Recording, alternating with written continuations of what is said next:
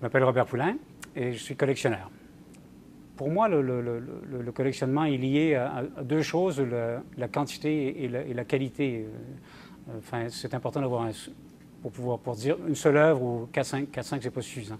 Il y a plusieurs niveaux de collectionnement. Je pense que le plus intéressant, c'est lorsqu'on dépasse la capacité d'accrochage chez soi et qu'on commence à entreposer dans une pièce, surtout lorsque les enfants quittent la maison et puis qu'on peut remplir la chambre d'enfants de tableaux supplémentaires. Là, on tombe dans une phase intéressante de collectionnement.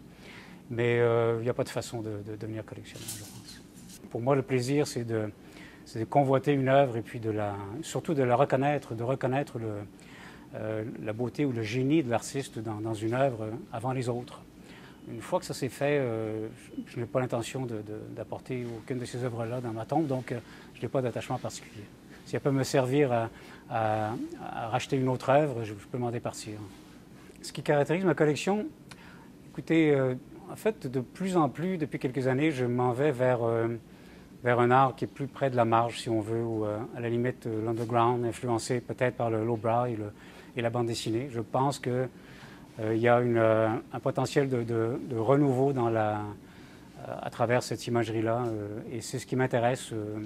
Aller plus loin aussi, c'est-à-dire, je m'intéresse à des choses que les autres n'aiment pas ou auxquelles ils ne s'intéressent pas encore. Alors que je me départis volontiers d'œuvres que j'ai achetées il y a 15 ou 20 ans et que les gens maintenant convoitent pour pouvoir acheter des choses qu'ils ne veulent pas, paradoxalement. La peinture, je pense que c'est pour moi le métier le plus difficile. En fait, le dessin est forcément lié à cela. Je suis sculpteur de profession. En fait, je l'ai été pendant 20 ans de façon professionnelle. Et ce qui m'intéressait, c'était la fabrication, c'est-à-dire le travail, le côté artisan à la limite, mais bon. Et donc, et je pense que la peinture est un métier qui demande 15-20 ans d'apprentissage. Minimalement, on ne s'improvise pas peintre, comme dans toute chose d'ailleurs, mais pour moi, la peinture est un langage qui est complexe et c'est pour cela qu'il m'intéresse avant tout. Vous demandez le choix des œuvres, s'il a été difficile à faire. Effectivement, parce que j'avais toutes sortes d'avenues possibles, mais je dois avouer que j'ai mis l'accent sur des choses que je collectionne depuis quelques années, à savoir des choses plus près de la bande dessinée, de l'underground, du lowbrow même, si on veut, en fait, des choses plus trash même, en fait. C'est difficile pour moi de donner un conseil à un futur collectionneur, si ce n'est de laisser son cœur le guider, mais surtout d'apprendre à regarder, parce que pour moi, l'œuvre d'art, la peinture en particulier, c'est une question d'œil. Donc, pour devenir amateur ou plus tard collectionneur, il faut avant tout développer le jugement. Mais ce que je recherche chez un artiste, et ce que je trouve chez eux, c'est la capacité d'avoir un langage personnel, d'avoir développé une indépendance d'esprit en dehors des courants, en dehors des modes, et de travailler malgré la renommée ou non. Ou, en fait, voilà. De la même façon qu'un collectionneur ou un amateur d'art doit se fier d'abord à son instinct et développer sa connaissance et ne pas acheter à l'oreille.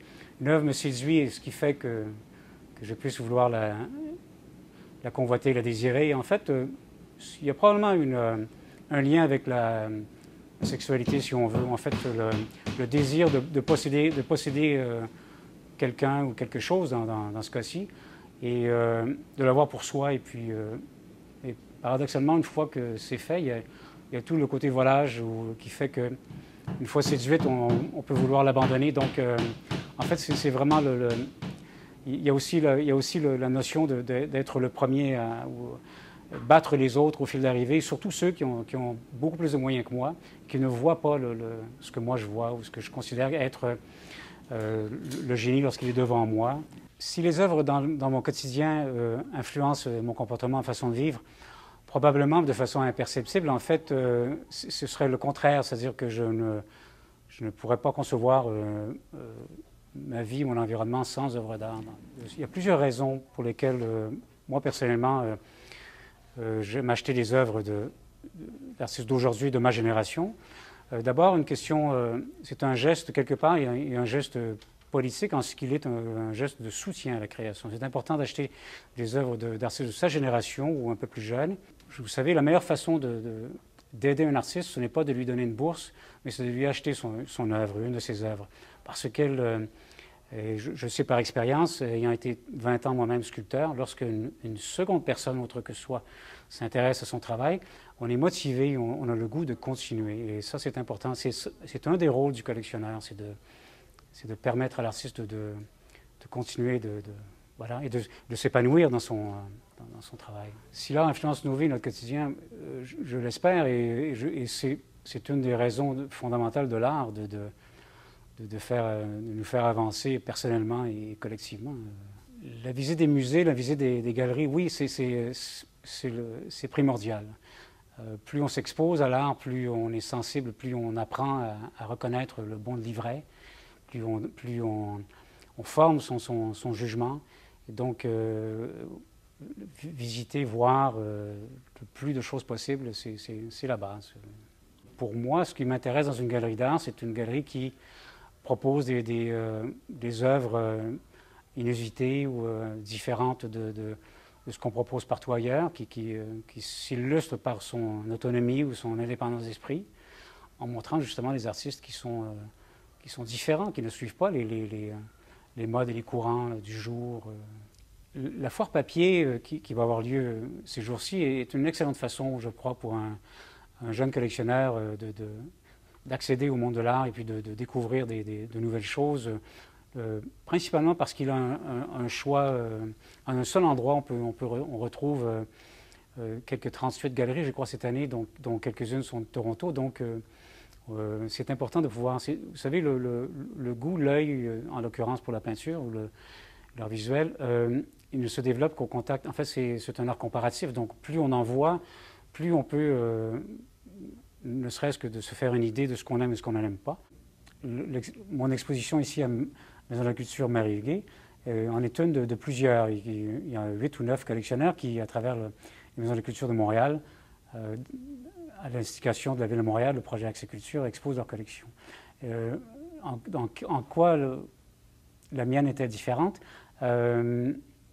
Écoutez, j'espère qu'elle est différente en ce que je privilégie le côté plus underground, plus, peut-être pas exclusivement, mais quand même, je m'en vais vers cette tendance-là, un art plus marginal, de jeunes influencés par le BD, par le côté lowbrow. Donc, je ne crois pas que les autres collectionneurs ont ça dans leur collection en ce moment.